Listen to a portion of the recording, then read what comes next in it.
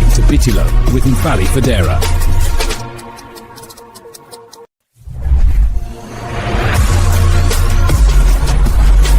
You're listening to Bitilo with Mfali Fadera.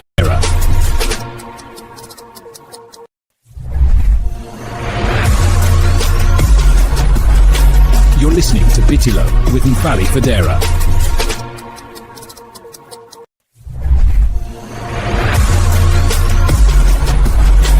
You're listening to Bitilo with Mfali Fadera.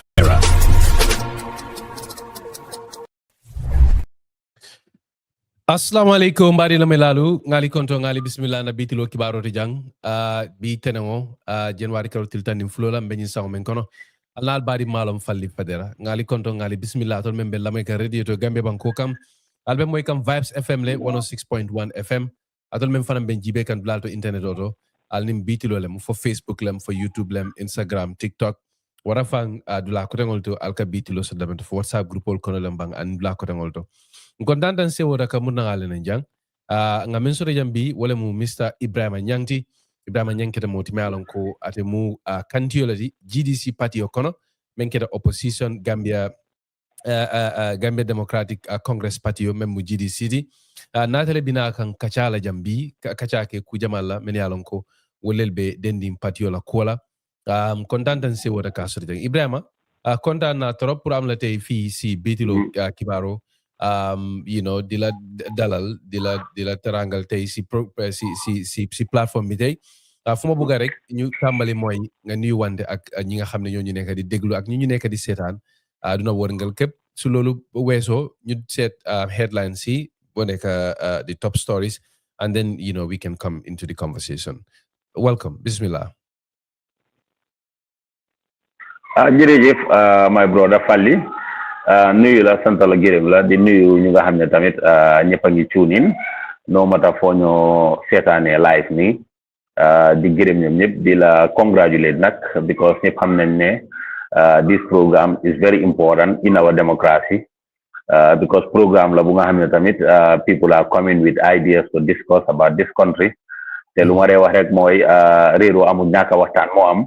And once su nekkee ne create ngeen platform su demee nii pour ñu ñëw di share different ideas from different politicians maybe dina put voters in a better position to know the candidate that they can vote for si ku ñu am yaakaar pour mu address and concerns to meet their needs and their aspirations as citizens. So moo tax I always encourage such conversations because it is needed in our democracy. People need to come out and speak, and once they speak they will help the voters to decide who can they entrust with the affairs of this country, especially in this coming election 2026. So on that note, di gërëm ñëpp di sant ñëpp di la wax ne keep up the good work. We are so much grateful. We are so much happy that at this such platforms are created for everybody to come forward at this to have your say in this program. On that note, thank you. Jërëjëf Ebrima kontaan na trop si kaddu yi rafet yooyu noonu thank you very much indeed ñun tamit just like you said this is a way of contributing to national development just to make sure nit ñi continuer di waxtaan comme li nga wax rek suñu waxtaanu duñ mun a déggoo wante te déggoo su amut you know jëm kanam du mun a am kontaan na trop but just like we usually do lu ñoo def mooy damay dem ak headlines si and then when we come back again then we can go into the discussion. Mbadi ngolu ko ngafa nyameng anin kondal taka ke nyameng se kunto kibaro jibe no botala dorong ngamurnan ngana nga dum kibaro kono mbo folo la ni menna wala mo kibarti me alon ko abe dending nying by election la me alon ko wala keta Gambia banko kam men keta ate nying kiang kayaf anin bantanjang ward wala keta dulalti me alon ko ebe West Coast region ning Lower River region le kono National People's Party NPP parti membe kulo kam president Barrow la patio wolel gagneta wo bay election to me alon ko le sotta nyin tundi fulolu to nyin kansulo mara tundol to men felending nyin fo nyin kian kono NPP la secretary general nim parti nyaton ko memu his excellency president Barrow di atele fintita kanyin quota ka nyinyandi ka idani je ko ku kende ku betelemu bara ko fanan taman ser kendelemu ko nyeme yitandi wolemu patio be lokuri nyameng nyin kate final kamba memu the 2026 presidential kate fayo menyanta kila Gambia banko kam president Adama Barrow la patio e kayto mem findini kabri nyin kate fayo bodala kibar kayto mem findini birin kate fayo bodala iko be jama molu be jele be tendula kila kontanu ni sewetandi mol la men alon ko wollel be nyin kansulo tundi fulolu kono pour ye lanno ni jiko men soreto ko ya itandi nyamenna e ko wodu ye metandi wolum ko itol dumbe parede ne banko dingol be lafiri la le parede ne kallo e fe kaji ko de il hamen ko men di banko e ay timma patiola candidateol men alon ko wollel gagneta nyim ba election oto wollel mo Omar Touré di même bota kayaf ata benum kayaf ata lota NPP to yala kayaf wod le kono woni Abdoulaye Badji men lota Bantanjang sato tundo to yala tenyin foñi kono ko kibarolu yaitani nyamenna hani bi ato ku kilimo nyina president Adama Barrow fanan na diam kibatala nin kibaji jennali akola aytani je ko nin kumu mo safa fanko nyin by election men sodata ko referendum hollel wo dumbe maytandi ko wala mu Gambia banku dingol be lori nyamen political party la kodo Gambia banko kan anda ko ila nyin ganye wo nyin tundi fulolu to wodi ye maytandi wala mu ko ise jiki basoto nole 2026 samala anda aytandi le ko jikoni lanno me alon ko molbe wala soto kan NDP party to akabe lafa kan president way nyonko makan sifalo sata ka cara de men sotta anin kibatala nin kiba jennalu tema ko kibarolu yaytani nyamna president Baroko nin kumu mo safa fanko ku ko to lebe sen kan kan drong ako kadum ba election men sotta nyamina ya gagnele men sotta jokadu ako ya gagnele anda ko nadiata alewo ku kilingol be tenten na kata presidential carte few kan ben ko tilin kan men kan teng nimboro mbadi ngolu nse jibe ke kibaro du fana namme me alon ka beden ninku kilingol la e ko opposition United Democratic Party NPP yemenu lipa atani ba election fulo de men sotta kian nim foni kono wollel fana safero ke ke la ke kono di aytandi aninka kono di aytandi aninka NPP party ta ki congratulate elani wino la me alon ko ye wala soto atani kayaf nim bantanjang UDP ye nyonkuma kan sifar safe kayit kibar kayit le kone manjanjang e ko ebe kia kayafun ko lim bantanjang ko lu jayle be tendula pour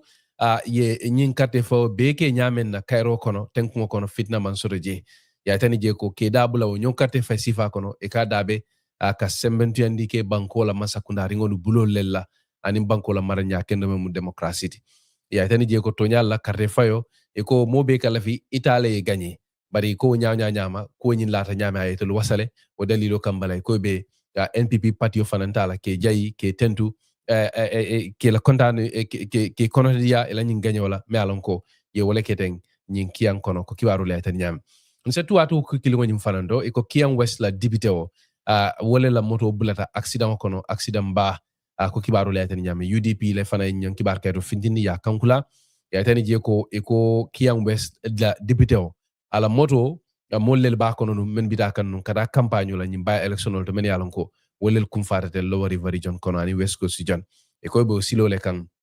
ila moto nata accident e ko mol men ben wo moto kono wolel mu jara fayinketi Boubacar Dabo Mariama Sibo Kamara anim Binta Senghor Jamal Ka Fay ko Binzi bari ko be ala tendula e ko mo niyoman tuje ko kibaru le tani nyamenna ya tani je ko mo fana ning barama jaw wara barama sangara limman tara siring ko kibaru ya tandi nyamenna bari ko moto nyinde ata tiñatale at sangarato tiñatale ko yayten ñamene ka ko be police le bulu e ba ko kiskis kan ñin temmen bari ngol nim boro ron se jibe ke kibaro do la membe de nin kuma kan wala min bota Amir Tarawal le bulu me alon ko atele ñaton ka ke Ahmadiyya Muslim Jamaat la game banko kam atele ko abe yamarlo ke la banko funding ke wala pour ese ko di ñin duma silala men ke da kabula kulundingol la ke kungolo kata ñin fanka sol kono kata ñin tuba bankolu kam ay kate ñok makan sifalu saranya aram sa tambilala la kabin tumo menna ibe domoro tala kan nun molu tema molu men yalon ko lele ñin duma silo tanun ye muta ñin jol kono men keda ñin migrant woldi banko kantiyolu nin tanko bunda mol ye muta ibe immigration la post bato men felenting ila immigration la dinkira men felenting tanje sate kono e ko Ahmadiyya mol tata je ka domoro lu dila anin fanam ke visite jati kende ala karola wodula to le ma diamuta woldo akabe ñunu dani la ke sasi pour ise ikodi ñin kusifa la kada du yaita ni nyamenna akada dun laftale ko akala fa kameyta ni ñun la wala mu ko ako alay bankolu nin sata wolu nin fannalu bele nema ako ni be dawada dunya kono men nyantema dron wala mu kata kodi aka ni la barolu samba katola andun i danken yata do koke ako tumando bato hamo mendi alaba timmandilale nimboro mbadi ngolu nga jibe ke kibaro do fanana membora Chief Justice Hassan Diallo bulu me alon ko atele nyatun kake banko tilngo bundala Gambia banko kam atele ye sasiro ke pour nyin constitution kuro me alon ko banko dingolu la faka wala londi banko kam ako constitution o nyin landinya banko kan ako ate jikitala ko falingo nyanta kela walela ninko la faka constitution kuro men soto Gambia banko kam ay soto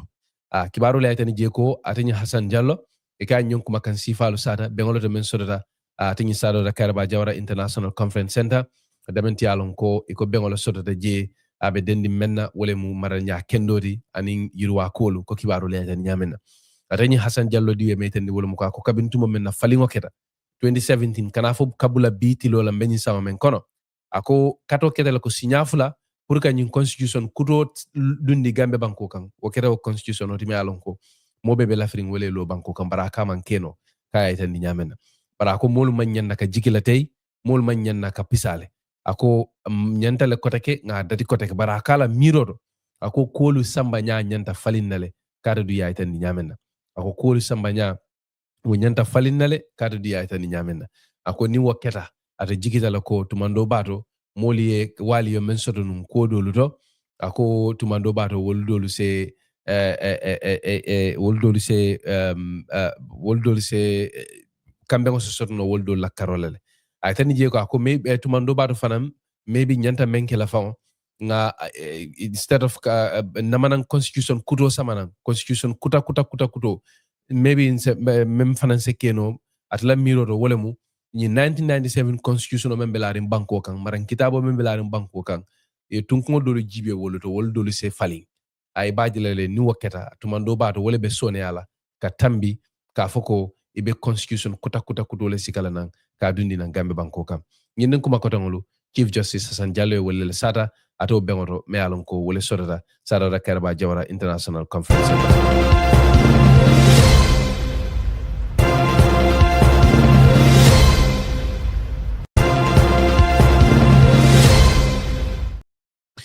Mbari ngolu ni mbororo hani bi nse tente nga jibe ke kibaro do farana nga men so jaw kere kibati me alon ko abe dending mole la yementon bon ka ke nyaton ko di Petroleum Commission ka fa ko Kani Job kibaro la tan je ko Kani Job le findira ka diamu kabintu mo menna ya la tombo kankula ka ke nin Petroleum Commission nyaton ko di Petroleum Commission nin ko mu tulolu ni isanso ko tulolu men yalon ko Gambia be jikirin ko mbe sirin wollel kan na fanka sol kona nin dulalto atanyim Petroleum Commission lebe maraling wolu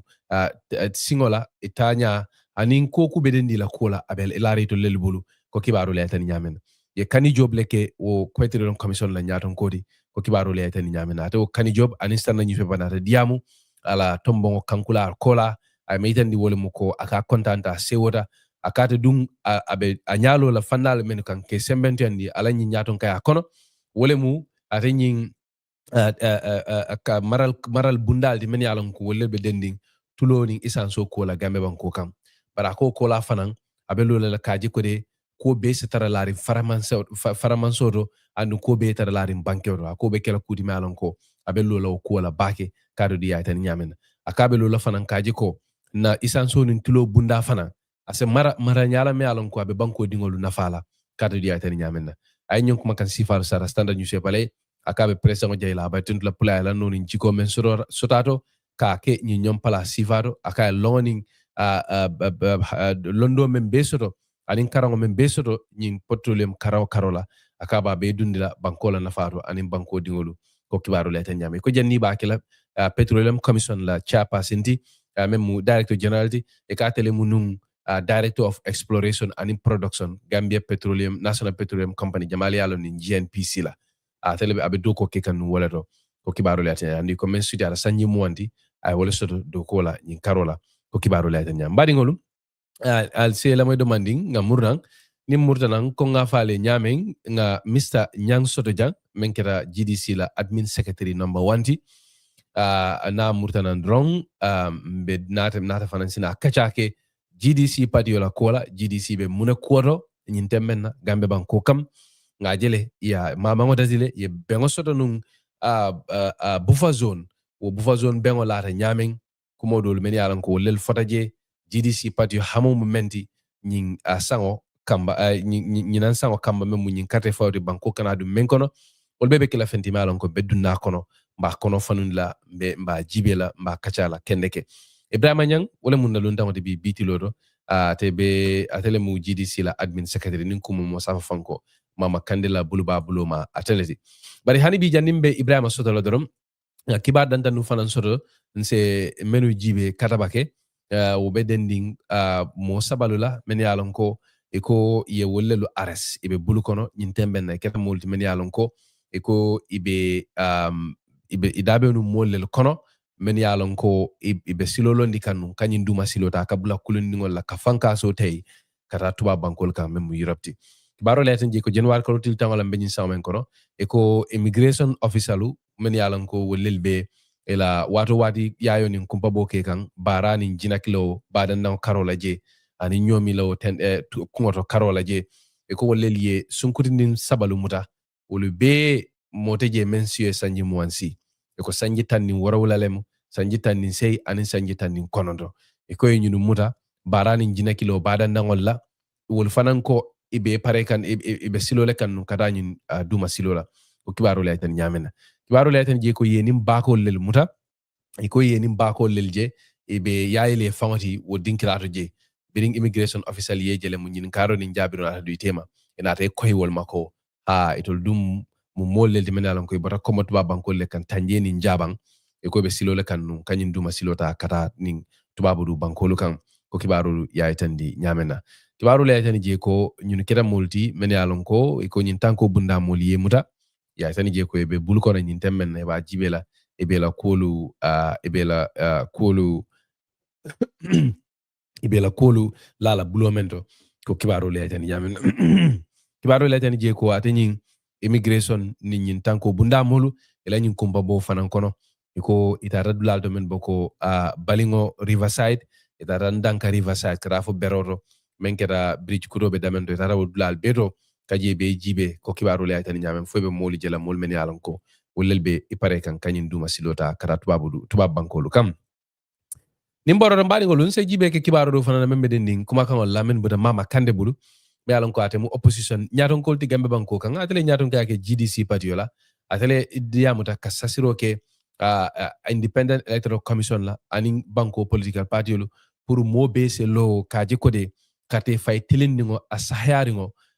karte fayo me alon ko mota hakil fula sotlaje woseke gambe banko kam 2026 san kono mama kande kibaro le aytan je ko ay nyunko makan sifalo sata dulal to ka fdamente ko konko fula o keda sata di men felenti lowa fula du kono Central River Region South ni aram setambila January karotil sewle mu ayo sata wodo bengoto men sodata je e kata ning ala patiola alfa dolu wollel mabe to bengoto areni mama kande ko nyanta lolale kaje ko konti bose soto bari ko kube den na politiko la sako carte fayo abese la kenebaro anim bankero akabe sesoro kila banko dingolula pour se kafu atema anala GDC patio kalo kaji ko de tapale yani tilimbale akele gambe banko kan yelo fe kaji ko de banku do ko se soto nyinin kuma ko to ngola wollel sara ana rasatoro fananke kola men yalon ko wollel muy hamodi banko e ni ngatara ye bankota bari ngol ko ngafa nyamen na luntongo bi wole mu Ebrima Nyangti Ebrima dila dalal wat si programme bi kontaan am la fi tay fi si Bitilo comme moo ko doon waxee rek dañooy léegi mën nañoo commencé waxtaan gi waaye dafa mel ni comme internet bi is not that strong but whatever the case is comme nu ma ko waxee rek waxtu bi jot na pour ñu taamali waxtaan bi ak Ebrima Nyang mooy di admin secretary number 1 Gambia Democratic Congress mu di GDC moom lañ am fii tey moom la ñooy waxtaanal tey lu ñoo waxtaanee tey mooy mbiri GDC bi mooy mbiri GDC mi nga xam ne nekk na opposition party bu rëy Gambia di ku ko jiite di Mama Kandeh Ebrima Nyang mu ngi mel ni comme ñu ngi am jafe-jafe si wàllum internet bi but whenever we are able to get him we will come back again just a moment. You're listening to Bitilo with Mfali Fadera.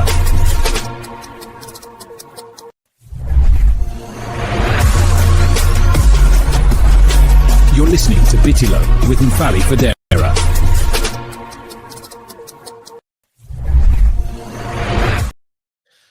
Ibrima, welcome back. We are really happy to have you. Comme nu ma ko waxee, but xam naa ne nit ñi dañ la dee baaxoo di gis ngay wax si turi GDC si media bi ak ay place yu bëri waaye jafe naa ne tamit maybe ñu bëri xamuñ la biyan loolu noonu foofu laa bëgg ñu commencé waxtaan bi tey nga wax ñu yow yaay kan Ebrima Nyang xam ne yow yaay admin secretary GDC waaye nga wax ñu fi nga xam ne foofu nga jógee fi nga juddoo ak yan things yi nga xam ne ñoo xewoon sa time xalel yow si sa xalaat li nga foog ne daf la parel for things like this national politics of this magnitude if suñ ko mënee commencé foofu noonu. waaw loolu la ma see kontaan trop pour tontu ko comme na ko waxee rek ku nekk am na jaar-jaar Ebrima Nyang la judo Latrikunda Saabi ji maagee fi yaroo fi ba tey nu ma toolu nii dem school nag ba jeexal senior secondary school jógee fa dem na Gambia College def HTC English language ak SES mu fa jógee UTG political science am tamit yeneen courses yu nga xam ne def naa ko from other tertiary institutions including IT up to higher level bu jógee foofu nag yàlla def nag after loolu I was more into music and football. These were the things that I was more involved into. No, but I was managing a group. Oh wow! What group? So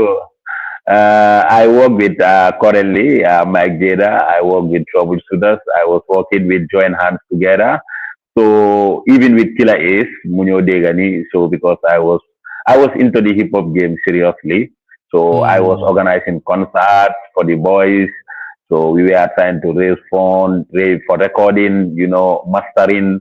So yep, comme jaar nañ ci football tamit nekk na lu nga xam ne tamit play nañ ko teg si tamit support nañ a team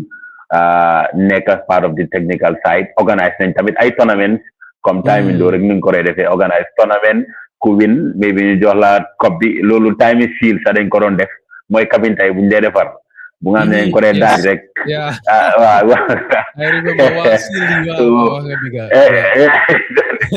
so boobu jaar nañ ci ñu ñëw jaar ci trophies gunge team coach nañ team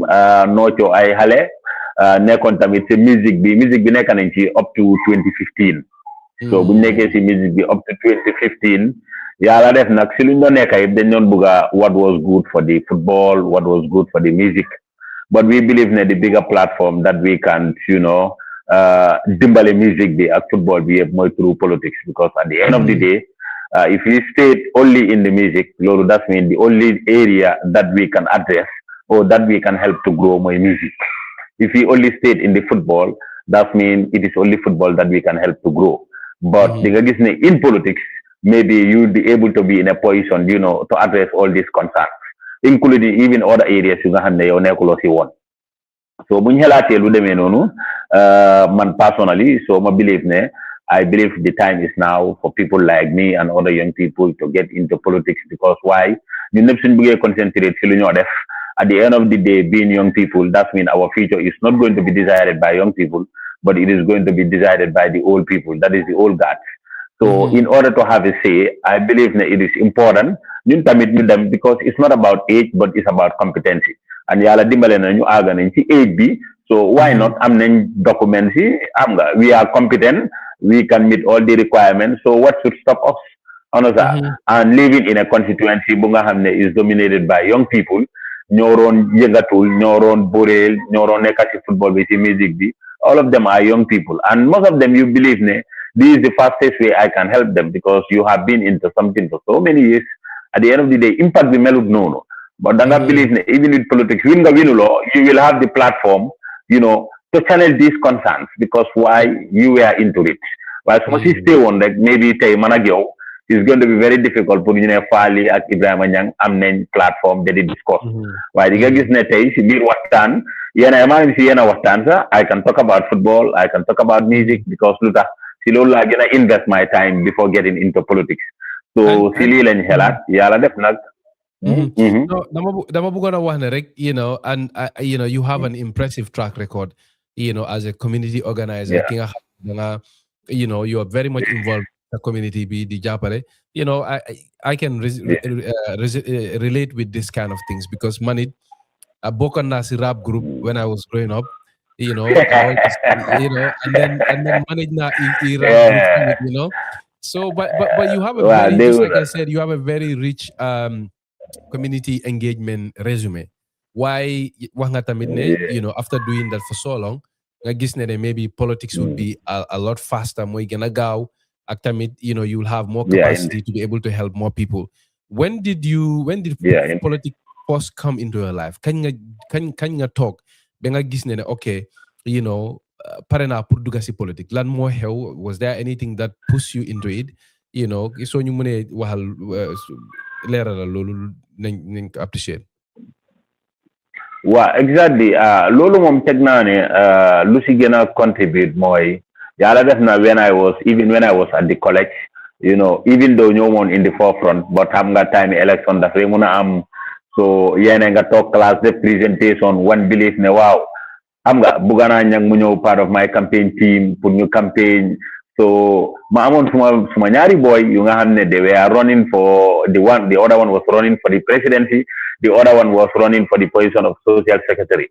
So bu mu ñëwee mu excellent ma ko mu ne ma and I really want you, to lead the campaign. So nga nekk suma campaign manager, then we see how we are going to do this. So bu ma waxee loolu ma ne ko obviously ma ne ko we can do it because I also believe in you. So I know you and I know what you can contribute, especially so I'm a position.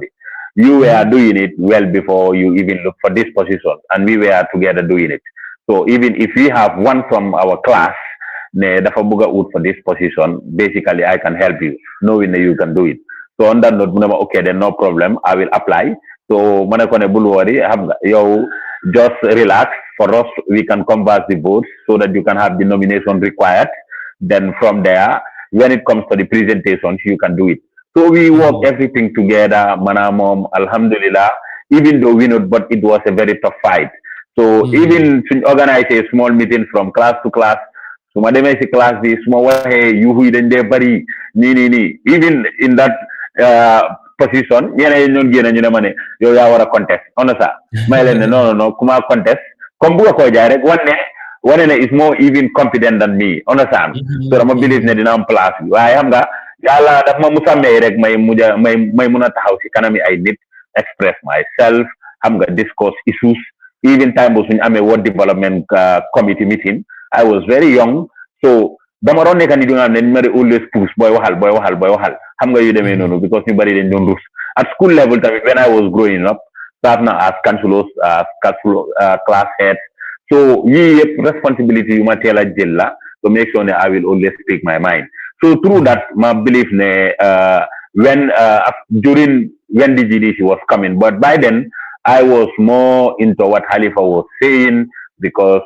those days maybe mommy was one of those you nga hamne hamga lum non wax because of the big grammar. Sometimes I dem society dictionary say Halifa word bu wax lan la mean. So all those things, I believe now, wow,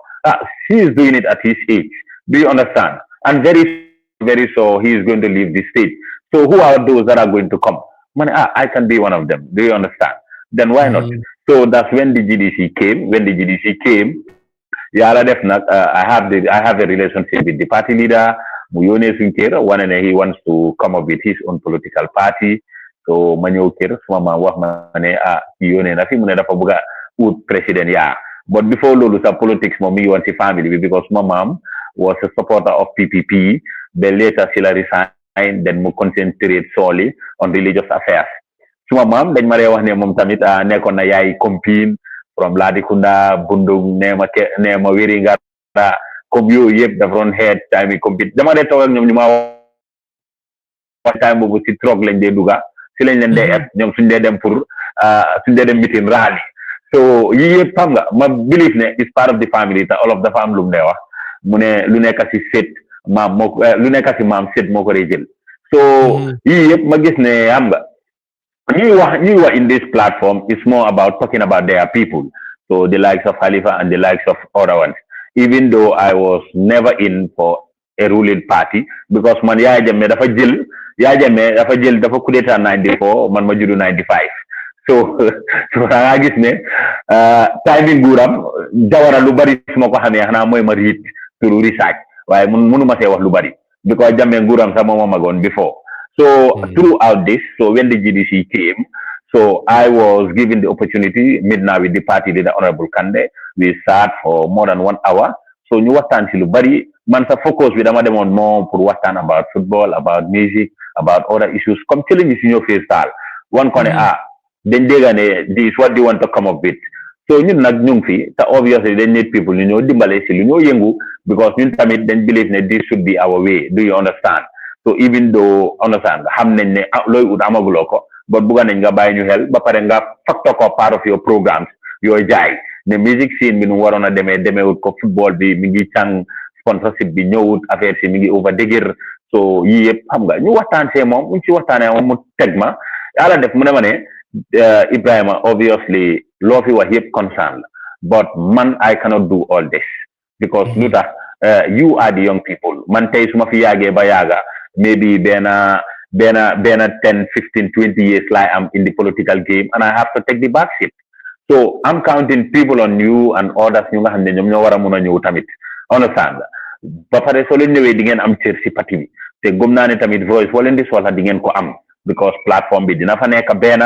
secondly if you people happens to contest and win yéenay dem si néegi député yi pour ngeen seet loi yu baax yi ngeen defar ko loi yuy empower music bi loi yuy empower football si so am nga ñu waxtaan si lu bari man tamit ma génnee si ay ideas affaire yi collect time bu may woon in Gambia collect ñu waxtaan si lu bari si affaire yi loolu yàlla def sax turu waxtaan boobu affaire yi problème yi toogu ñëwoon moom honorable mu génnee 100,000 donate woon ko Gambia collect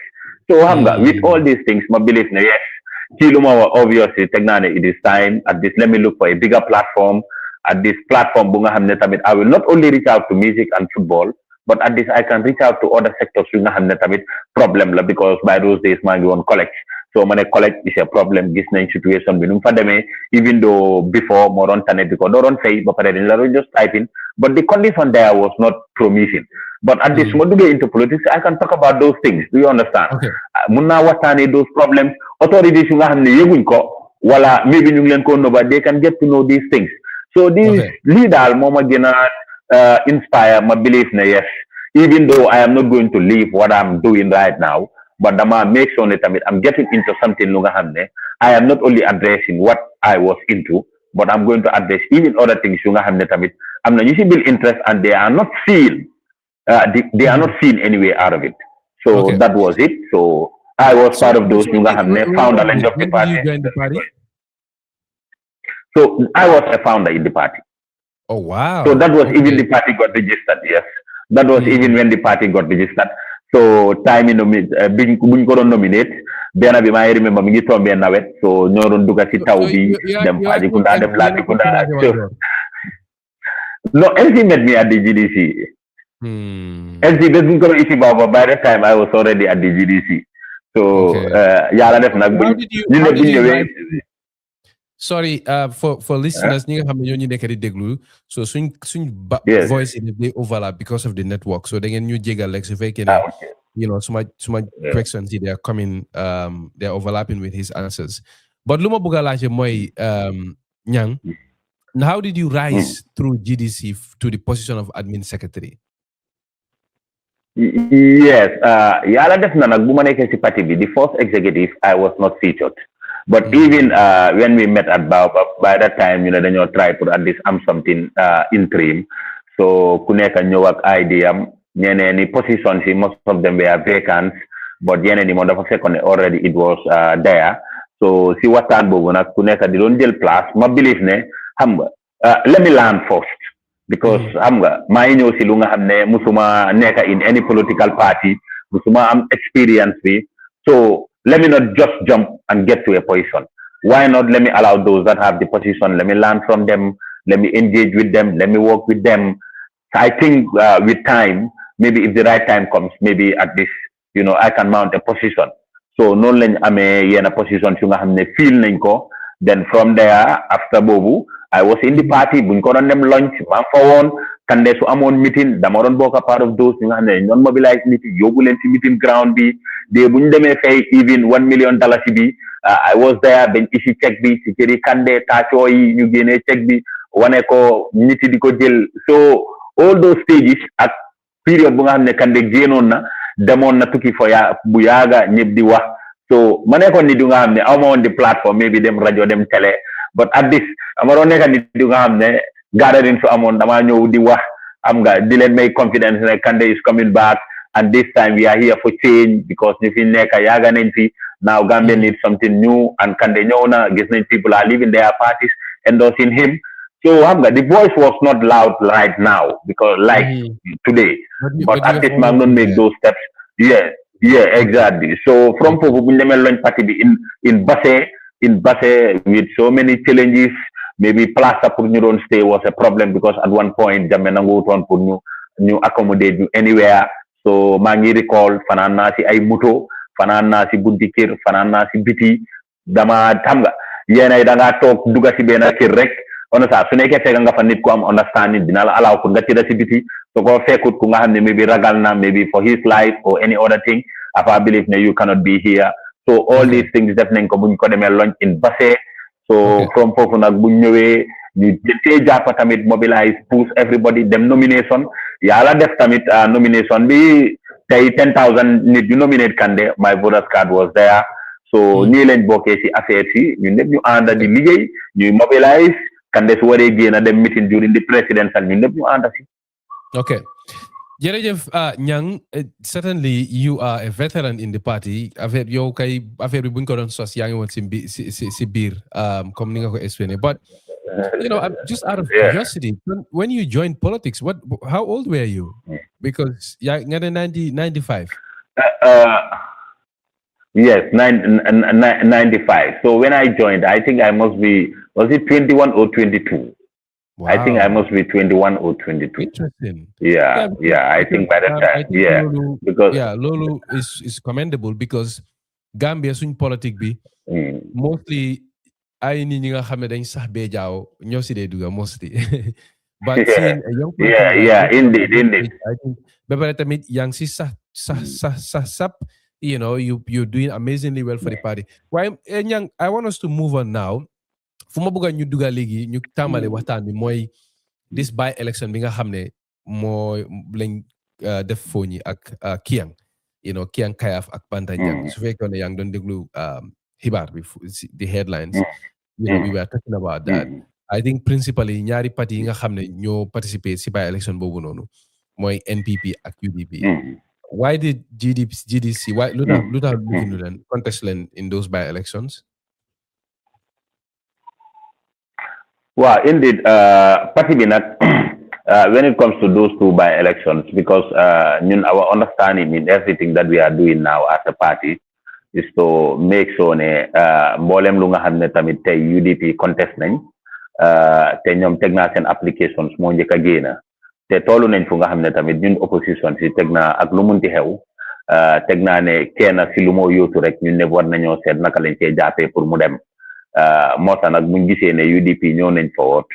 we have our people on the ground ñu nga xam ne tamit they always listen to the party te am nañ di understanding ne a victory for the opposition is a victory for everybody so buñ gisee ne UDP ñëw nañ te tamit ñu gis ne no to alliance ñëw nañ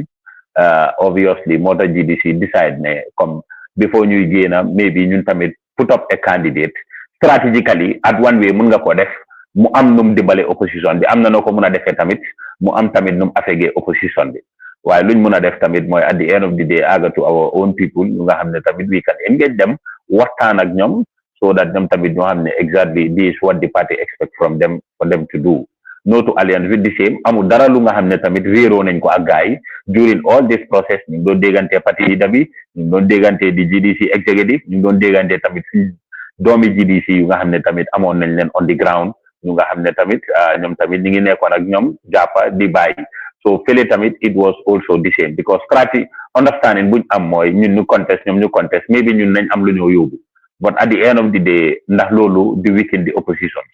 so buñ defee that calculation si lañ realize ne parti bi pour mu génne tamit contest at the end of the day maybe kon UDP lu mu doon am sa du ko am because am na suñ ñu nga xam ne tamit GDC su taxawoon obviously duñ votal UDP what they will do mooy bàyyi ma dem votal GDC te loolu su amoon fu ñoo delluwaat mooy these statistics, and that also is not going to tell well on the side of the opposition. So, Sumala, understanding why you withdraw to give chance to other political parties for new contest. Yeah, indeed, that is for the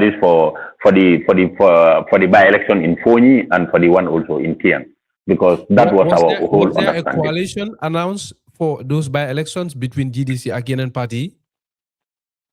No, obviously it was not something that was announced. That was announced publicly. But our own level, what we did was to talk to our own people that are on the ground, those people that represent the GDC, that is from the structure that we have on the ground, both in Fonyi and in Kiang, so that at this anybody that is to vote, that is between NPP and UDP, you give it to the UDP candidate. And the same thing also was communicated also in Fonyi. And this was done at the highest level. And we believe that our people did exactly what we asked from them. That's interesting. So is that GDC's strategy going forward towards the elections? No. Every election, it has its own approach. And we believe that this election, that was the approach. Remember that during the Nyamina West by-election, UDP decided not to contest and they threw their support on the GDC. And that's why elections differ.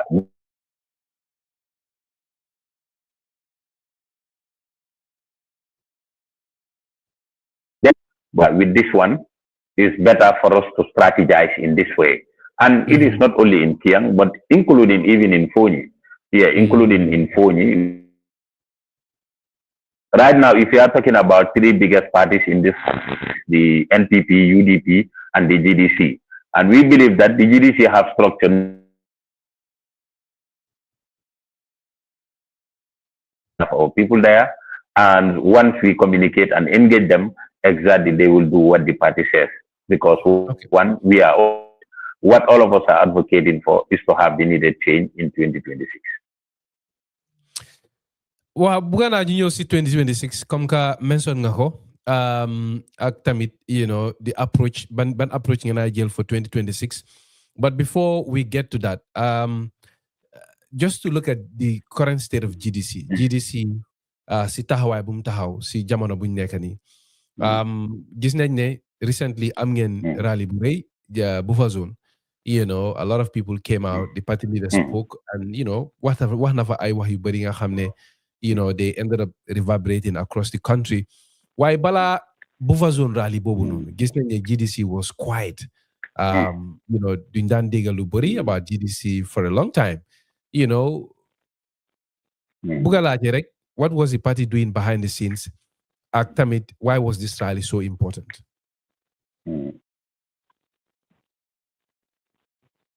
Yeah, parti bi nag yàlla def na teg naa seen silence buñ génnee ñëpp xam nañ why GDC remain on silence for that time because silence yëpp mooy we were on the ground, we were working on the structure, we don't try change the strategies that we approached previous elections,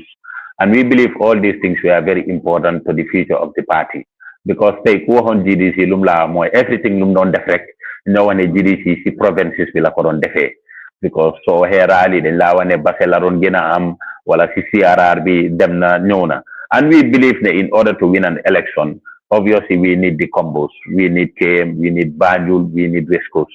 and liggéey bi yëpp si fii lañ ko gënoon a focus because tey soo bàyyee xel sax even in any elections bu nga xam ne GDC contest na ko normally dang dee gis ne performance yi maybe within the combo dafay xala low compared to the provinces. After a year, talk as a party, as an executive, you try to set what are the strategies to approach these areas. And si liggéey boobu lañ nekkoon te liggéey boobu after buñ ci génnee ñëpp gis nañ for some time lu tax ñu stay woon quiet te di seen liggéey boobu mooy continuer because meeting yi boobu zone bi ñu fa attend yëpp 99.9 was from the KMC. So we only have few ñu nga xam ne ñoom ñoo ñëw from the West Coast and ñooñu dañ ñëw based on representative from their different regions but lii yëpp tey di nga gis ne suñ ko mënee dem ba am ko biir KM lu moo wane mooy GDC now is not a party bu nga xam ne nit yi dinañ ko jël moomale ko provincial Gambia but parti la bu nga xam ne tamit ñëpp dinañ nangu ne tey GDC presence must be felt everywhere nationwide te this is what we were working towards and gis nañ rally bu fa zone bi naka la people of KMC génnee te lii nag liggéey moo ñu ko may te lii nag soo gisee lu tax loolu mu mun a successful ba tey ñëpp di ko waxantoo mooy ne ground bi àgga nañ fa liggéey nañ mit nañ ñu war a mit waxtaan nañ ñu war a waxtaanal te ñoom ñëpp gëm nañ ne dëgga parti buñ am yaakaar tey mooy di GDC te ñoom ñëpp pare nañ ci téye te liggéey boobu mi ngi continuer moo tax now before ñuy wax June GDC dina am so many activities yu nga xam ne daf ko defee within KM West Coast Banjul ak KM te nga ne most of our activities dina center fii because we are ready for this ground now. So gis nañ comme ni nga ko waxee rally bi am na ñu bëri ñoo génn we've seen the videos and Honorable Kandeh spoke there tamit ay kàddu yu bëri la teg foofu noonu and you know ñu bëri jàpp nañ si and it became a huge talking point te yooyu sax bëgg naa ñu ñëw si in a bit waaye lu ma la bëgg a laajte mooy si one of the things that Honorable Mama Kandeh discussed foofu noonu mu ne GDC wants to transform Gambia into paradise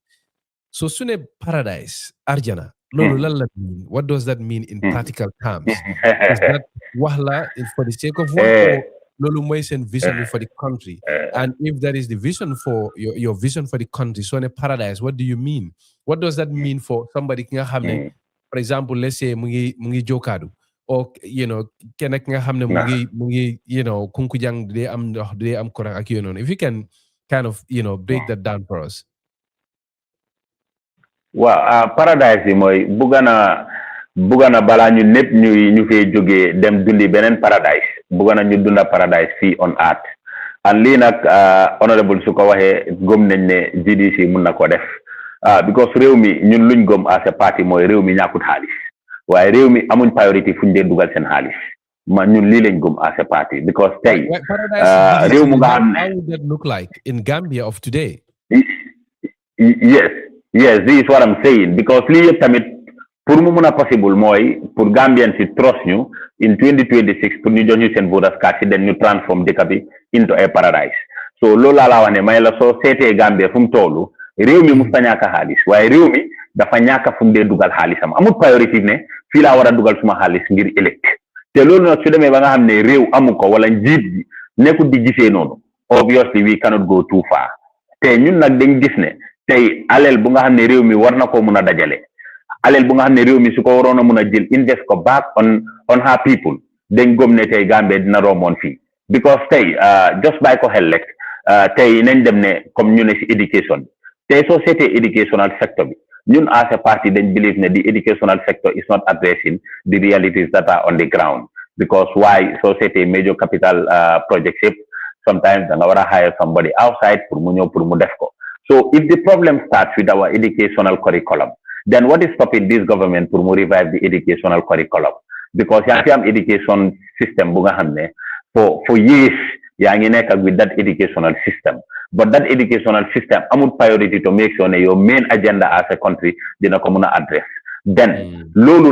when we can start from there, obviously imagine how many employment can we create. And what we realize more, tey gis nga dafa am yu bari yu nga xam ne dañ gis ne loolu obviously mi ngi gën a suuxal education waaye nekkul education bu nga xam ne tamit mi ngi prepare our kids to make sure ne at least dinañu serve as we needed it as a country tey soo bàyyi xel dinañ la wane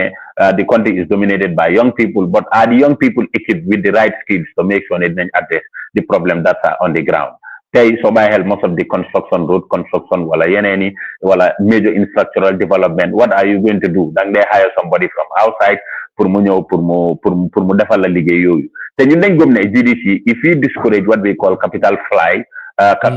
capital in economics obviously loolu dinañu dimbale pour ñu make sure ne even major projects su amee 99.9 of that capital yëpp dafa dellu back because why nit ki du jël ñii dut pour mu jël xaalis boobu pour génne ko outside maybe for family issue wala for other issue te ñu gis soo gisee si welding bi nga gis carpentry bi nga gis IT nga gis leneen te soo demee si school si di same système moo fa nekk on the general science di nga dem fekk xale yi ñuy draw ay sinda dem fekk xale yi ñuy draw ay amiuba ak yeneen ñu gëm ne is this science solving our problem as a country? We GDC we said no. We said what science should go with innovation, but that innovation should start at the early stage of the kid, whereby Halabi will get used to systems you hamne. Obviously, these are the things that I'm going to grow up with. So say that the TVET project, Luta do not successful more because TVET be concentrate more on the tertiary. But what about the foundation? Halebung hamne mingi grade, mingi primary school, upper and senior. I think once we concentrate on that, dina ñu dimbale ba nga xam ne xale bi dina feel ne this is already part of me kooku suy génna we are going to build genius and those genius they will stay in this country and they will work in this country.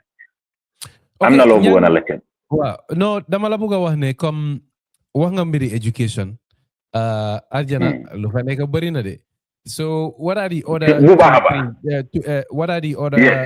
if you can just cite 3 other areas yi nga xam ne a GDC government si loolu la moo wéeru to make sure Gambia you dunda paradise in Gambia. If you can break that down for us quickly and then we can move on to other things that inga hamne yoy la fa digmal yoy la fa wax inga hamne tamit they ended up being really controversial. So sete tamit our agriculture because rew mi tamit ak fu munti tolu tek na ne once we can feed ourselves dinañu dimbale as a nation because tey so by hell the biggest obstacle that we have or many Gambians are confronted with mooy ne the low salary scheme plus high food commodity te loolu su amee da gis ne du mun a maaj because lu tax yaa ngi build economy bu nga xam ne is from hand to mouth te loolu it is not helping us so moo tax ñun nañ gëm ne we are going to invest because even so demee si agriculture index afla lu mu bon 10% of the budget should be allocated to the agriculture. But how much is agriculture being allocated here? That's because because of debt. So by national debt service that ñu dee disturb ba nga xam ne so many sectors daf ko affect loo war a mun a push si those sectors doo ko mun a push moo tax ñun ñu believe ne is better ñu mobilize resources internally than ñu focus more on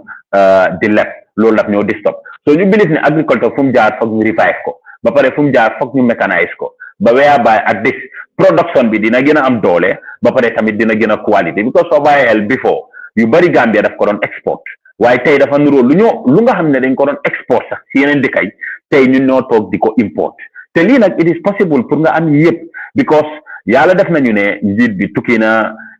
méeg nañ research am nañ lu nga xam ne tamit possible na pour ñu war koo mun a def si agriculture bi te dañ gëm ne tamit war naa mun a possible on the GDC government so ñu believe ne once suñ focus jo agriculture budget bu mu soxla obviously our people dinañ dunda bu correct benn ba pare dinañ xaalis buñ leen di fay ñoom seen boppa dinañ xam ne duñ need ay thousands war a mun a jënd bag of rice duñ need thousands war a mun a jënd bag of onion duñ need thousands war a mun a jënd gallon of oil because lu tax afa fekk ne lii yëpp is possible because the lands are available support is available farmers welfare are considered then di nga gis ne at the end of the day when it comes to that agriculture is easy then health sector we also believe the same thing more than even we believe ne tey as a party we believe ne already agriculture health sector is already been confirmed ne the health sector is dying because why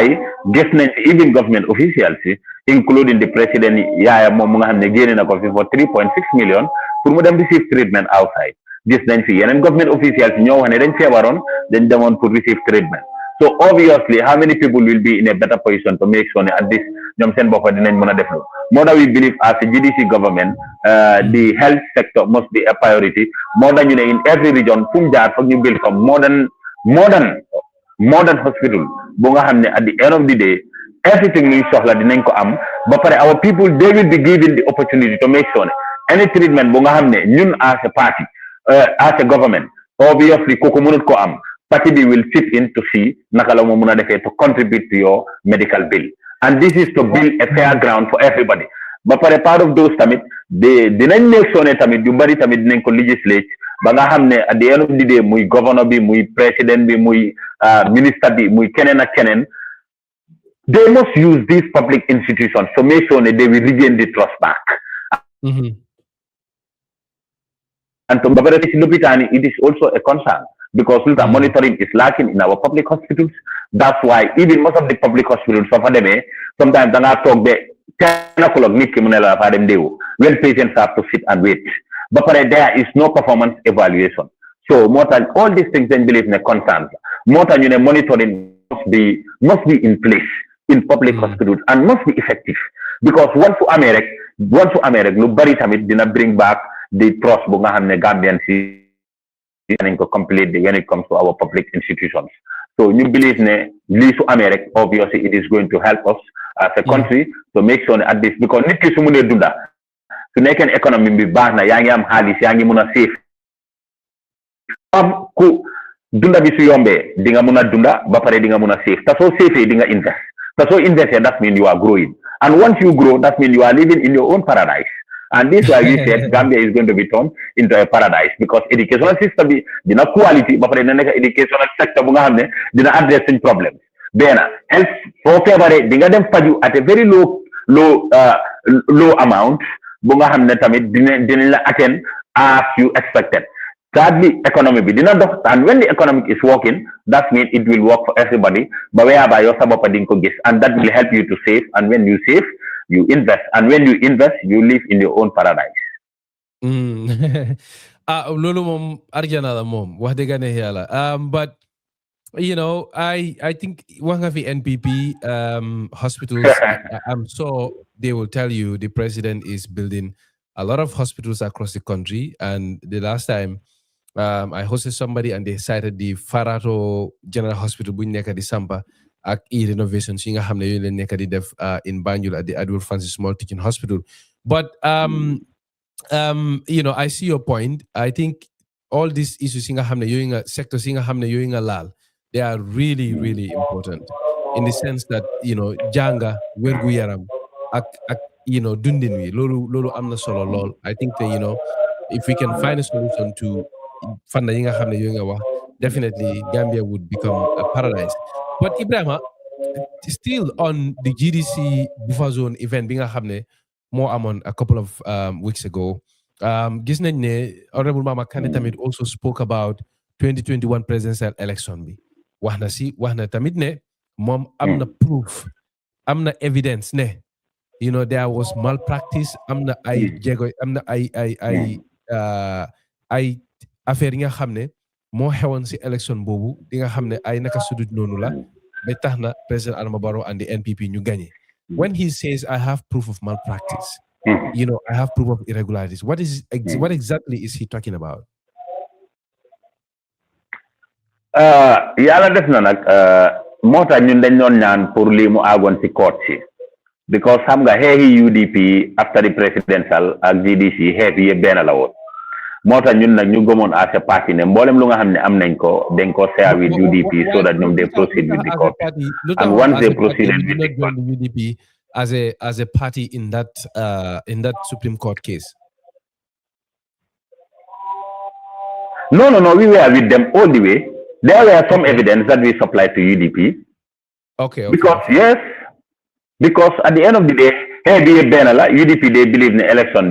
was not fair, was not free and fair. We believe that the election was not free and fair.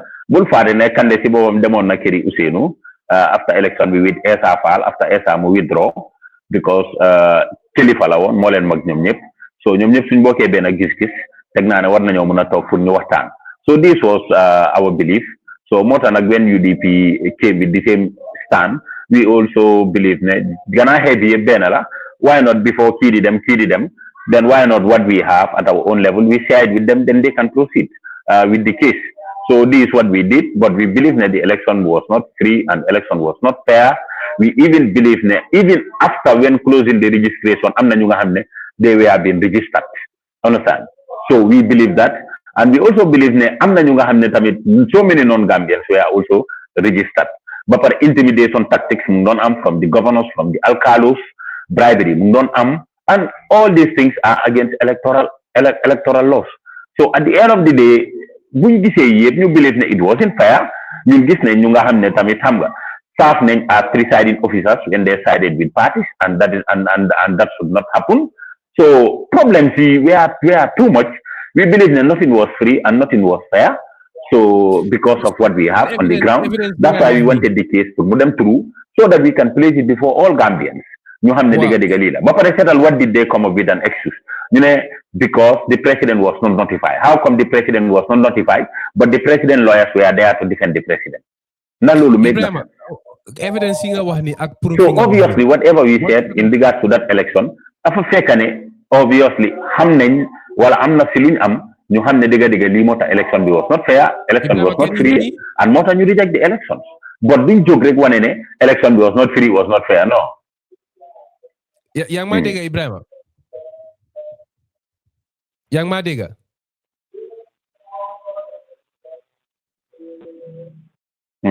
Can you hear me?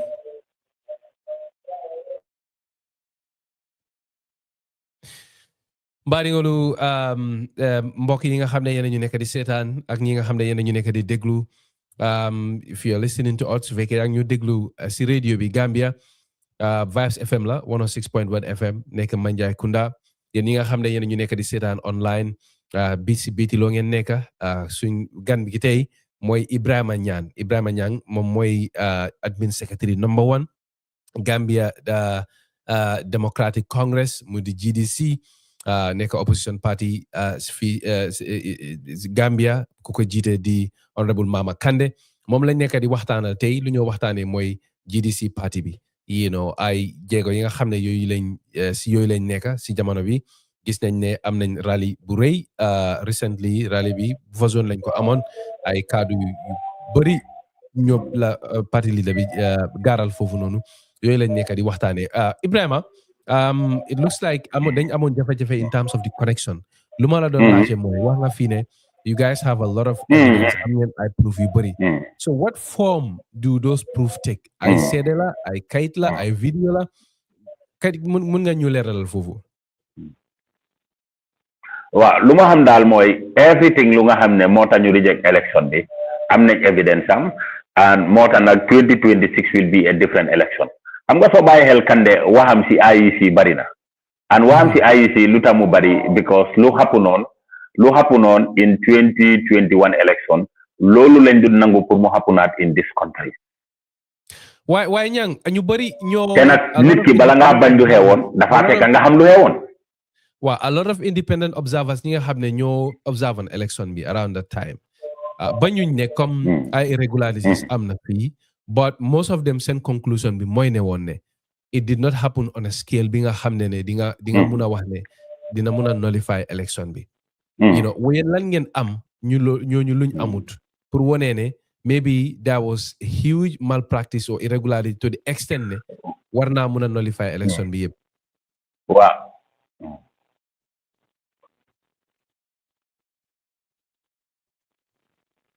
Wow, hamga when it comes to the international observers, these are the very people who have ñoy setan Africa di taka because imagine al Sierra Leone lu fa xew election am president bi ñu war ko warlo ci guddi haji guddi because luta president bi am na ne election bi was not free in Sierra Leone haji guddi ñuy ngay def sa swearing ceremony lolu fan la mëna am seta in other African countries lu nga xamne mo fa xew all these international observers lu ñoo mujjé wa moy election bi was free and fair. Well, basically lulu amut. What I believe most of these international observers they are only there for the incumbent. And once incumbent be amna edge pour mu make sure ne dina dal ci opposition si wala pour mu retain sitam don't be surprised they are going to be with him. Amut ben election bu nga xamne ñom dem nañ fa bu nga xamne dañ la wax election bi was not free and fair. So this is what we believe. Maybe ñom amna fuñu émon ñun nag we went to the extreme to make sure ne everything about elections dinañ ko cover and remember election is not only the day ñoom bu ñëw cover because remember ñoom during election lañ ñëw waaye what about before the election because election su bari dañ ko dee mën a win before the election because su nekkee ne malpractice bi am na before the election then that means ñoom suñ ñëwee they don't understand what has happened in the past ñoom li ñoo conclude mooy what happened at the day. And obviously, opposition team, we did not only complain about what happened at that very day, but our complaint was what happened before until we get to that day. So, we conclude within 8 o'clock, from 8 up to 5, we conclude on that. Obviously, it's going to be very difficult for us to agree, yes, what they said was right when we know so many things went wrong. That's why we still maintain our ground as a party. Okay, so you have proof, like you said. Why didn't you present it to the public, for example? No, as far as this is concerned, nothing has passed. Nothing has passed. And we know what we are working towards. Almost 5 years now. Yes. Do you know why? Even for 5 years, if we have presented it over the 5 past years,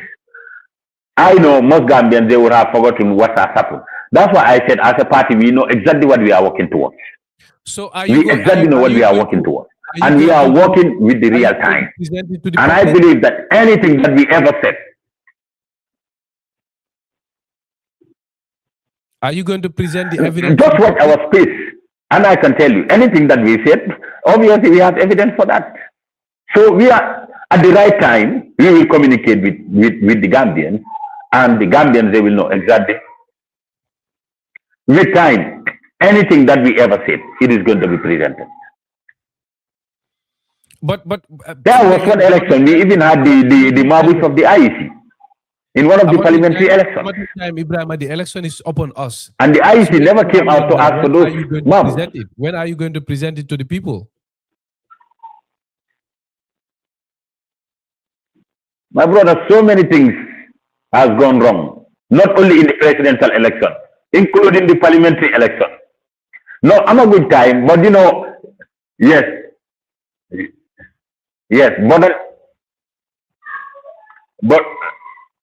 but an institution like GDC, I think, when is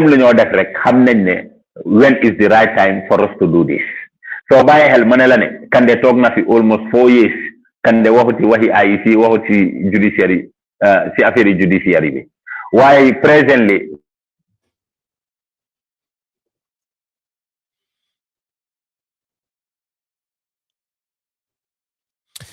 mbokk yi ñi nga xam ne yéen ñu nekk di déglu di ci seetaan si Bitilo ngeen nekk man la seen doomi ndey seen xarit Mfalli Fadera ki nga xam ne moom laa fi am tey di gan fii si Bitilo mooy Ebrima Nyang nekk di admin secretary number 1 of Gambia Democratic Congress mu di GDC opposition party nekk fii si Gambia di ko jiite di honorable Mama Kandeh moom lañ nekk di waxtaanal tey bokk na si li ñu doon waxtaanee bi balaa internet bi di dem Moi mbiri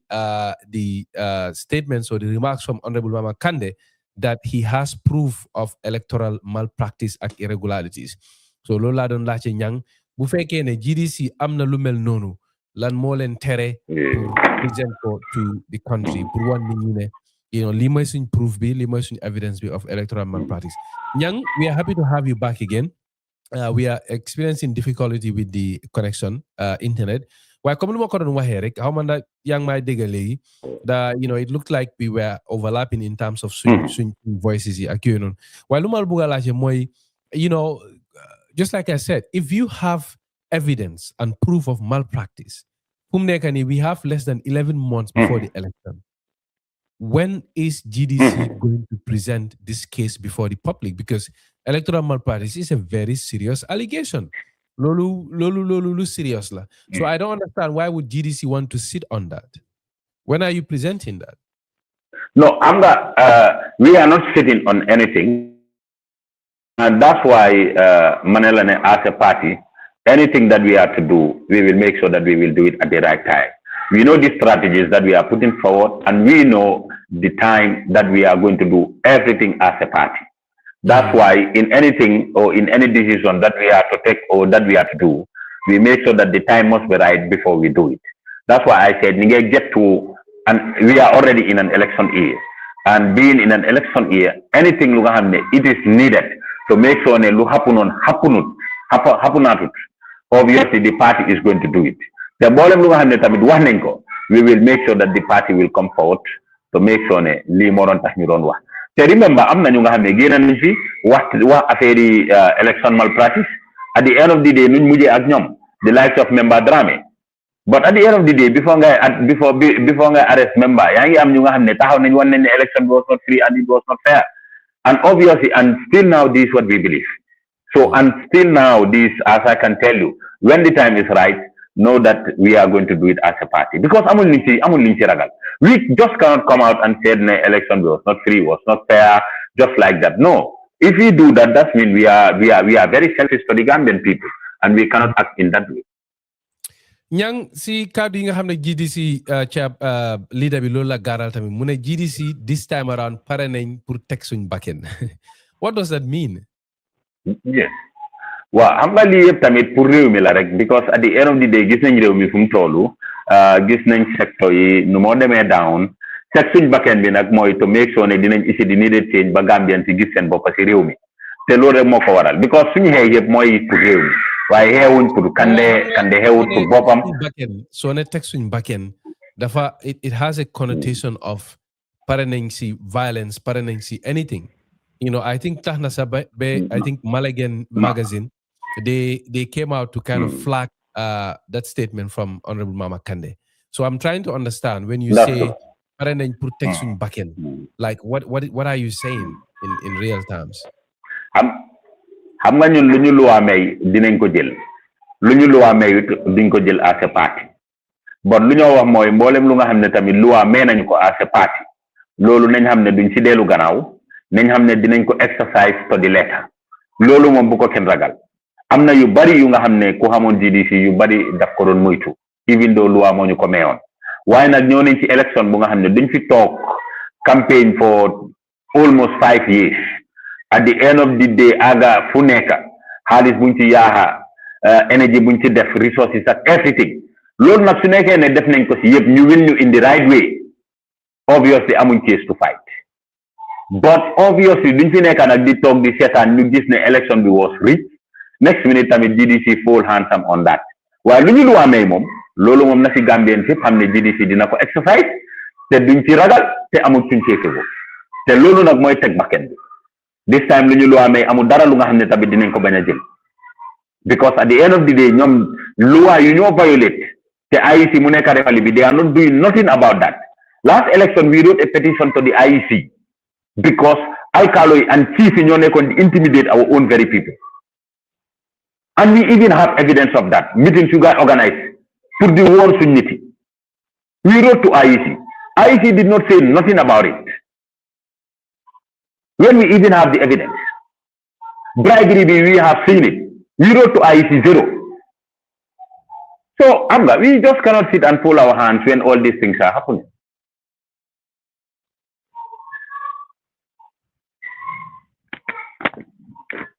Hello, Nyang, can you hear me? Yes, I'm getting you. You. How strong is this evidence? Which evidence? This evidence that GDC has in total, this proof of electoral irregularities? No. We believe they are very strong evidence because party vitamins do talk no election election at the end of the day without sitting onto nothing. I think the party is bigger than that. Wow. So Gisulo Chauliana, bu honorable one of the 250 votes, mu am ñu nga xamne fat fa jël nañ ko momale ko sen bopa. Understand? So ñun mom nañ dem rek because xam nga tay honorable su waye obviously honorable ta won for turi NPP won for turi UDP won for turi GDC daf ne 250,000 votes 250,000 votes ban parti nga dégga mu génn di defend it's not UDP it's not SFL it's not DOI ñom NPP ñoo génn bu ga ray sen bop ci lolu but let us see fu ñoo mujjé ak ñom waaye daal lu amoon moom du amaat loolu moom I can give you that assurance waaw ñun moom teg nañ ci suñ bakket lu ñu luwaa may dinañ ko jël to di fule. Nyang, let's move on to the road to 2026. GDC foog naa ne si ay parti yu fi nekk in Gambia GDC is one of the oldest now, and also one of the most vibrant in terms of experience. Ay elections yu bari ngeen participate so far fu mu nekk nii so lu ma la bëgg a laajte mooy from all these elections yi nga xam ne yooyu la GDC participate whether presidential or parliamentary or local government elections yi today there are lessons yi nga xam ne yooyu ngeen jàngat ay jàngat yi nga xam ne yooyu ngeen jàngee si election yu passé yi from 2016 27 all the way to 2026 bi nekk nii loolu lan la and how would that help the going towards 2026? Well, am nañ ci a very good lesson because lesson nit ki tamit teg na election soo ko winee sax war na am lum la jàngal sakaatuma soo demee ba ñàkk election so ñun nag as a party yu nga xam ne tamit anytime suñ conducté an election rek dañ dee mun a am in-house meeting ñu seet what were the problems areas suñ improve naka la ñoo def address sa dañ problems so dugga nañ xam naa ne nag du problème yu nga xam ne dinañ toog fii di ko waxtaanee because obviously tey su ma la ne stratégie yi leen jël NPP ji nga xelaat naka la ñoo ñëwee pour counter GDC on those strategies waaye one of the strategies comme nu ma la ko waxee gis nga KMC West Coast bi tey GDC naka la fi mel loolu nag stratégie moo ñu ko may after the presidential election moo tax on the 28 ñu ngi waajal pour dem Sinthiou Alaaji ci football field bi ñu ngi waaj tamit pour am meeting Brikama including other part of other areas in KM te lii yëpp tamit stratégie moo ñu ko may because am na nu ñu doon doxee ñu gëm ne des na sut politics bi within KM and West Coast waaye buñ séenee nag gis nañ ne tamit obviously mu ngi ñoo may lu bari because tey election mayoral election xamal ne GDC dafa put up candidate te GDC dafa win because KMC moom musuma fee am yaakaar bu mel nii depuis parti bi taxaw te lii tamit li ñu ko may mooy dugga nañ waaw li ñu ko may mooy right now amul constituency booy dem tey understand nga amul constituency booy dem nga ragal ne ndax GDC si fi taxawee du daanu non amut constituency bu nekk am nañ fa yaakaar ne GDC si contesté dafa win because lu xew mooy parti bi stratégie si jël towards these grounds muy KM ak West Coast gis nañ ne is paying up gis nañ ne am na lu bari luñ jot a change ci suñ politique te luñ jot a change noonu moo ñu nekk di ñu may nit yi gis seen boppa si parti bi benn moo nekk di ñu may nit yi jël ownership of the party moo ñu nekk di ñu may nit yi gëm ne dëgg-dëgg honorable candidate should be held within KM and West Coast so that pour mu war a mun a win general election te lii nag feeñ na si suñ last buffer zone rally bi feeñ na tamit meeting su nga xam ne mi ngi am within the constituencies in KM in West Coast te lii nag amutoon fu amut in 2016 bu kande doon ñëw amutoon in 2021 ñu gis ko is happening in 2026 ba tey KMC gox yu bugg a am rally kenn xamul naka la toolu gox bu nekk mi ngi fiin ne honorable candidate dafa war a ñëw am ak ma ñëw meeting tey all these people mooy people yu nga xam ne bàyyi nañ seen parti pour ñëw endorse GDC te politics is about statistics soo gisee ne ni daa ngay bàyyi seen parti di ñëw si ñun obviously lu mu ñëw wan mooy obviously GDC am na chance to win an election te especially nag su gisee ëppandoole bi within KM la ak West Coast kon mën nañoo wax ne 2026 am nañ yaakaar buñ musta am ne candidat dina dem State House. So what is changing? Lan moo nekk di wéy ci ba nga foog ne ba nit ñi seen they are warming up more to GDC? Well, narration is changing and people are more connected now with the GDC, especially within KM and West Coast. That's what we realize. People are more connected now with the party. Lolu nak xam naa ne structure bi bokk na fa mooy structure buñ am in the ground because demoon nañ Congress. So Congress bi am na lu bari lu mu change. We believe that people are more connected now with the GDC affairs. When it comes to communication, nekk na lu nga xam ne tamit improve nañ ko doole within KM. When it comes to party affairs, loolu tamit improve nañ ko trop within KM and West Coast. When it comes to tamit party bi intervention am loolu tamit def nañ ci liggéey bu am solo ba nga xam ne tamit tey xale bu ndaw soo ko oyoon biir KMC sax dina la wan ne man development laay ut in politics te Kande moom moo fi nekk di develop areas yi moo fi nekk di def contribution am ba pare message di parti bi tamit ñu ngi koo jaay because soo bàyyeel bu fa zone honorable Kande lu mu waroon a wax si government bi bari na de waaye seet ko dafa daw laal government bi tuuti mujjee yëpp lan la GDC amal Gambie te loolu tamit dañ gis ne politique la bu nga xam ne nit yaa ngi koo jaay because defante bi Gambien si nekkuñ di xaar Kande foofu nekkuñ di xaar GDC foofu fu nekk di xaar GDC ak Kande mooy pour ñu wax ñu problems am na what are our solutions health sector bi is not working yes we all agree GDC lan la am Kande su taxawee waxtaan see doomi réew mi security bi di same education bi di same agriculture bi di same economy bi di same ñun nag dañ gëm ne message bi Gambien si yaa ngi koo jënd si ñun because bu ma zone bi am na ñu bëri ñu ma call di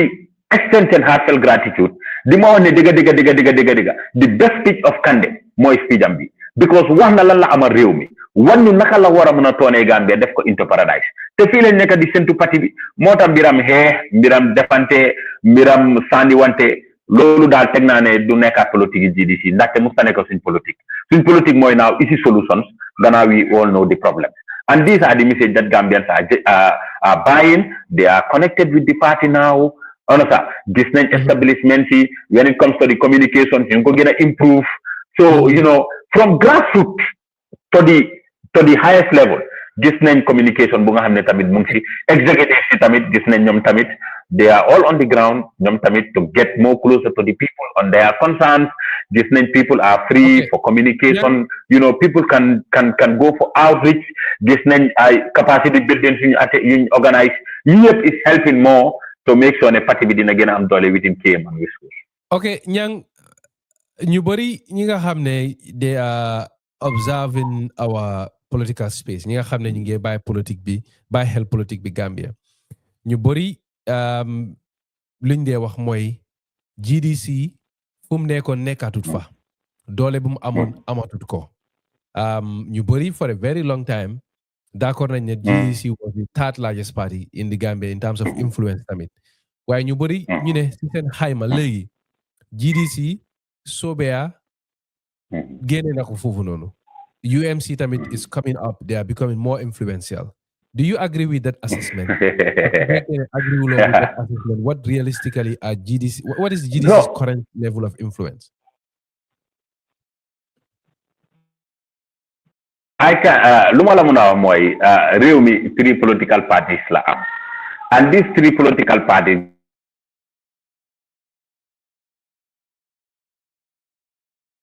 win the election. It's just like say kande mu amone Ousseynou Dabo rek pour mu support ko ak UDP xam nga kenn du wérante kande na jël réew mi na du jël réew mi tay ku amone Baro mu support kande kenn du wérante kande na jël réew mi na du jël réew mi. So di nga gis ne the chance of 2021 in these 3 political parties mboolem ku nga xam ne sa lobbying skills rek maybe mujjee naa dem through obviously likely nit kooku dina dem State House waaye tey di nga gis ne GDC parti bu nga xam ne pool na more than 100,000 votes in the last elections, presidential elections. Na parti bobu ñew in a third position. Na yow parti bobu am na yeneen ñaari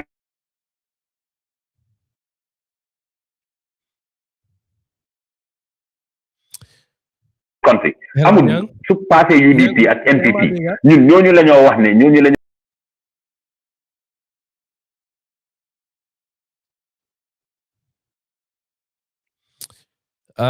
mbokk yi ñi nga xam ne yéen ñu nekk di seetaan di ñu déglu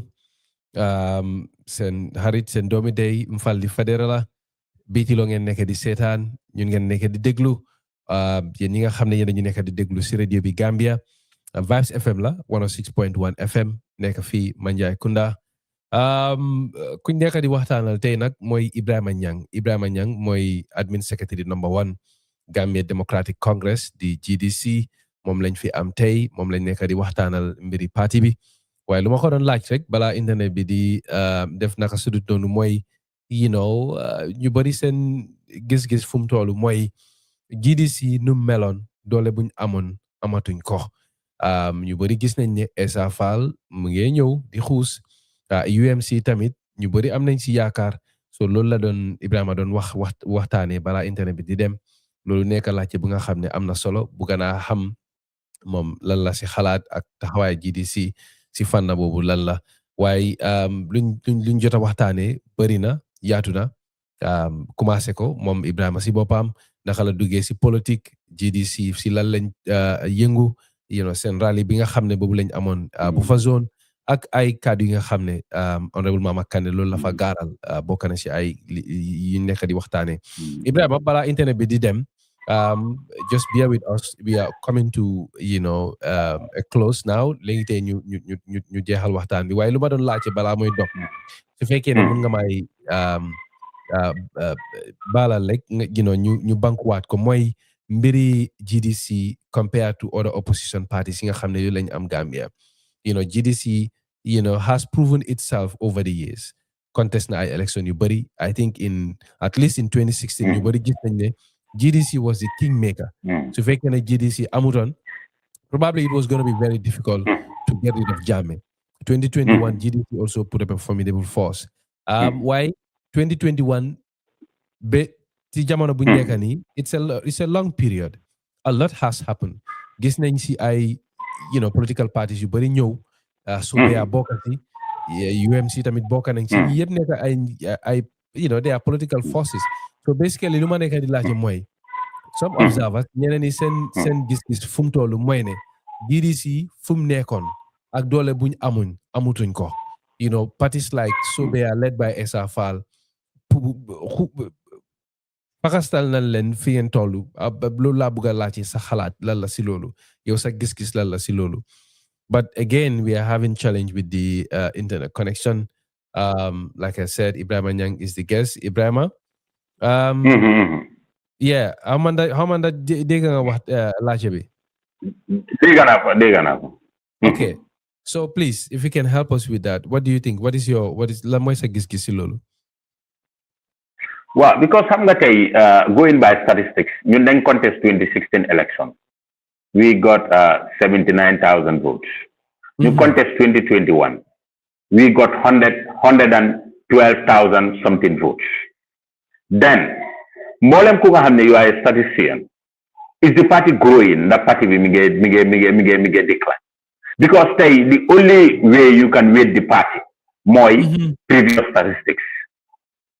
And previous statistics, the party is growing. Because I'm on 89 from 89. From 89, you move to 112 something. That means you are growing when it comes to votes. Telolo na party bobu munulo ñew ngane obviously party bobu té dafa lose momentum. No. Ñun right now nationwide amut fu nga xamné tay party bi amut fa structure. Lolu amut. Party bi amna structure everywhere. And party bi fu oté tamit di same ni tamit dinañ gëna. The party bi wane nako within KM even before even jamono bu nekké ci suñu liggéey. Remember, we endorsed Talib. And when Usenu contested, Usenu got lesser votes than Talib. And Talib Momsi Bom, so it was not only about UDP. Yes, the mayoral election. During the mayoral election. But during the presidential election, UDP got less votes when it comes to the KMC. So, Lumo Wanemoy, Nyun Silige Bunyeka, the party is not declining, but the party is growing. The party bi bela ñoo xamne grow na nañ wé the party now against 2026 because every day party bi lu mo realize so last rally bi at the Bupa zone 333 people no cross carpet from the NPP to the GDC 333. Imagine with that number. Last time we went to lower Fuladu. In lower Fuladu we have almost 70 people that cross carpet. And this momentum is continuing. On the 31st, we are going to Sandu. And NPP, we have majority of them that are cross-carpeting from that end coming. We don't have a problem of selling a candidate because our candidate is already known nationwide. So, we amount problem as a party, low address, address, and we are seeing changes on that. The party be munalajo assurance. If the party should contest, party B will have far more than the party B amount in last election. So what mechanism then use for one and the party is not growing? This is what I don't know. When party be realize the musuko realize be musampo. So maybe because we're seeing a lot of these political parties they are more visible maybe, but I think it's hard to disagree with the statistics that you are mentioning, but based on doing jota gis moy we have to measure political party send size based on lan lañ performé last elections yi nga xam ne yooyu ñoo xew. But nonetheless tamit comme lu ma ko waxee there is a lot that has taken place and a lot that could as you very well know, even a day in politics is a long time. So it's been almost 5 years since last election bi moo tax bu bëgg a xam sa xalaat si loolu. Waaye moving on Nyang, do you genuinely believe that NPP and President Adama Barrow is defeatable in 2016? Ndax yow si sa boppam gëm nga ne NPP ak Barrow dinañ leen mën a daaneel in 2026? Ak tamit su fekkee ne gëm nga loolu, what do you think it will take for that to happen?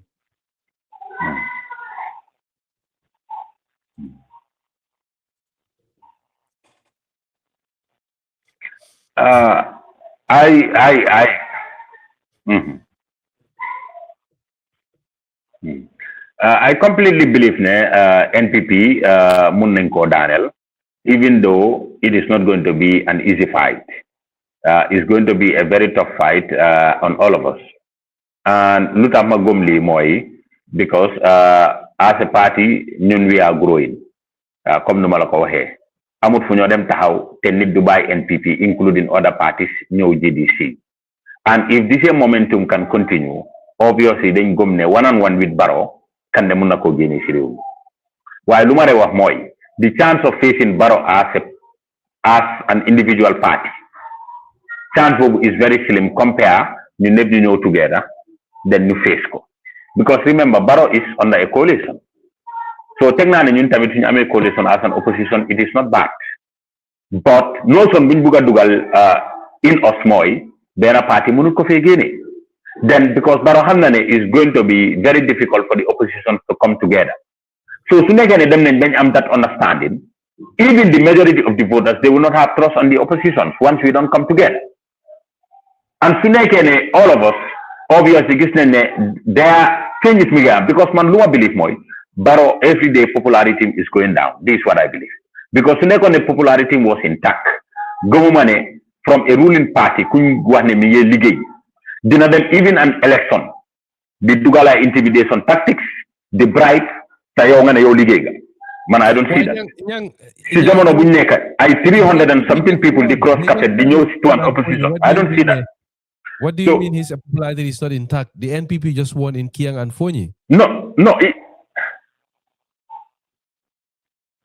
No, but remember, xam nga right now dafa am politique bu bon bu nga xam ne ñoom tamit ñu ngi ko bëgg a introduce si affaire yi alkali si affaire yi chieftaincy ak yeneen te gis nañ ko fi even di Fonyi gis nañ fi alkalo bu nga xam ne tamit at the end of the day nu mujjee alkali bi dañ ko génne woon. So di nga gis ne those are the tactics because that intimidation tactics still now ñoom ñu ngi feel ne dañ ko war a employ waaye even soo demee in the local government act ana alkali ak politics because tey alkali moom dafa nekk war a nekk kilifa ñëpp ku war a ñëw alkali war na laa mun a welcome including the opposition and from the ruling party but most of them tey they stick to their seat because of why they don't want to lose it so they rather violate their own order of office to serve the NPP than to make sure to do what is right for the opposition waaye tey lu ma wax mooy ñun we believe ne we are growing as a party understand So GDC, and we believe ne ñun yes we are definitely open to a coalition. We are definitely open to a coalition. It's just as I said that Mama Kanda is not leading. No, in any coalition that we are going into, these are the two mentalities that we are going with. We can lead a coalition, we can be led in a coalition. But we are not getting into any coalition that a leader is going to be imposed on us, because that is not a respect to our democracy. And we believe that in coming together, let us give respect to each party, no matter the number that you possess last elections or the number that you expect to possess. But I believe the GDC is open to a coalition so that at least we can all come together. And I think that is going to be an easy fight for all of us. Once we can have our resources together, our manifestos together, our plans and our programs for this country together, I think that will make it easy on all of us. But that doesn't mean that if it did not happen, the GDC will not contest an election. But that is also part of our consideration. When you say a leader will not be imposed on us, we will not be part of a coalition. What kind of coalition building mechanism would be acceptable to GDC? Madam, well, when it comes to coalition, coalition must be genuine. It must be genuine. And this 2016 coalition with GDC GNA,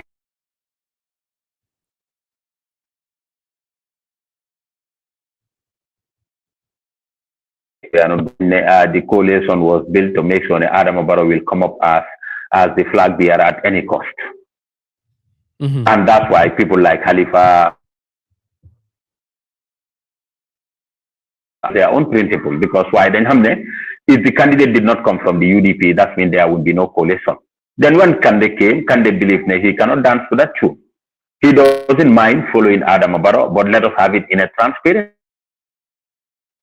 Is what they don't want at that period of time. and they expect the candidate just to pack up and endorse Adama Barrow. But remember, those parties were here for ages. At the end of the day, it was very difficult by those days. Nga am nit ku nga xam ne mu ne bàyyi na APRC dem na endorse the opposition. But then Kande came, this is how many people left the APRC to endorse Kande.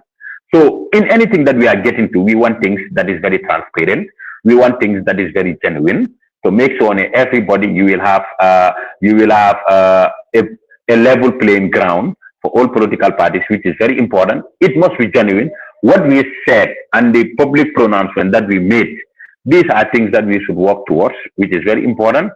Secondly, we also believe also in building a coalition, we need a credible leader, somebody that can be easily sold, somebody that is winnable. Credible means somebody, who will not say it is white today and tomorrow it is black. We believe that we don't want that kind of leader. We want a leader that is very consistent. We want a leader that have a proven record, a leader that can stand before everybody and said that, A, B, and C, and D, has been my contribution. A, B, and C, and D is what I expect to do to address problem A, B, and C, and D. And these are the things that we are looking in a coalition. And once we have it, a coalition that is going to address the need and the aspirations of the Gambian people, we believe that this is the coalition that the GDC is exactly looking for. But we don't want a coalition only to remove Adama Barrow and put another Barrow there so that we can continue with the same system. We don't want that. We want a coalition that is going to address our problem as a country, that is going to address all the challenges that women and youth, including other Gambians, that they are facing. And this is why we are into politics. But if at all it was just to be in government, I think it would have been easier. We go and join the NPP, then we continue with their system. Nyang, I would love to continue this conversation, but we are having a lot of difficulty with the internet fu mu nekk nii waaye foog naa ne leer na lu ma bëggoon a laajte rek mooy in practical terms how do you go about, because every opposition leader boo laajte they will tell you they are credible, they will tell you they are winnable. What is the criteria that GDC would accept pour tànn or to be part of a coalition boo xam ne keneen dina ko jiite? But thank you very much indeed. Di la tànk rek di la jaajëfal pour si waxtu bi nga jël to join us here on Bitilo. Kontaan nañ trop, foog naa ne waxtaan bi yaatu na lool. Xam nañ lu bëri si lu GDC yëngu, waaye tamit leeralal nga ñu ay kàddu yu bëri nga xam ne nit ñaa ngi ko jëmal GDC, ay kàddu yi nga xam ne parti leader bi loolu la gaaral si rally bi nga xam ne loolu ngeen amoon fii Buffer Zone. Kontaan nañ trop to have you, Nyang. I know, Nyang, you are back again. But like I said, yes,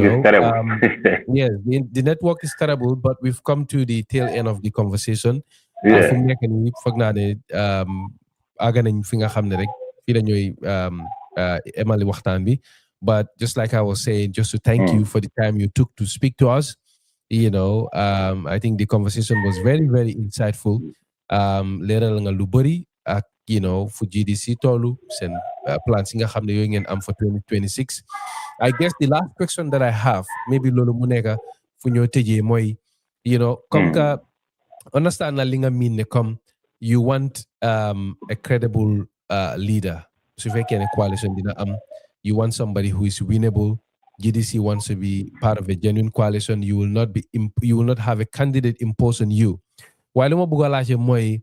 how do you go about determining that? Because Nyang is gone again, but hopefully he'll be back before we conclude. But if not, then we just want to thank each and every one of you for taking the time to join us today on Bitilo. For those of you listening to us on radio in Gambia, you're tuned into Vibes FM 106.1 FM, located in Manjai Kunda. My name is Mfali Fadera. This is Bitilo. It's been a pleasure having your company here. Jërë ngeen jëf yéen ñi nga xam ne yéen ñu nekk di déglu di leen dig daje on Wednesday. We'll be back here again. Hopefully this week we will release our next documentary, the first documentary of the year, the mini documentary series that we produce, Bitilo in Depth. will be released sometime this week. Thank you very much indeed. Jërë ngeen jëf. Ala baraka.